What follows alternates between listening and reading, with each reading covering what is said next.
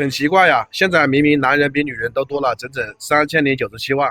但是婚恋市场上面男人却成了稀缺品。杭州的千人相亲大会现场来了300多个女生，男生只有10几个。上海著名的相亲角人民广场，男女比例高达惊人的1:9。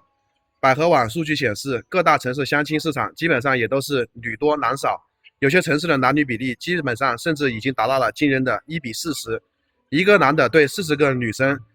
这种现象都在说明，有条件的但是想结婚的男生已经越来越少了，而且是供不应求。原因很扎心啊，女性被躺杀，男性已躺平，婚恋市场形成了错配。说的直白一点，现在确实男的比女的多，但是多出来的3000多万男生当中，绝大部分其实都不在女性的选择范围之内。女性的择偶标准里面有什么呢？房子、车子、票子一样都不能缺，最好还要有工作稳定，样貌不足，身材不矮，还能够提供情绪价值。但反过来想想，满足这些条件的男性还没出生呢，就已经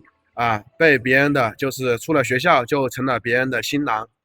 根本进不了婚恋市场。对于男性来说婚恋市场的门槛其实挺高的，家底薄的、学历低的、薪水差的、没工作的，甚至农村的人都进不了婚恋市场。而对于女生来说，婚恋的门槛很低，年轻的要么不丑都行，这种天然的不对等的就造成了一女豪找一男男，寻上就是难上加难，尴尬的局面。在这样的悬殊比例下，女性还在被资本洗脑，依旧秉承着宁缺毋滥、绝不将就的心态，男性呢就只能躺平、摆烂、舔狗，经济彻底崩盘。站在男性的角度想，既然找不到恋人，娶不起老婆，稳不住家庭，不如玩游戏充点卡，是不是？充点游戏，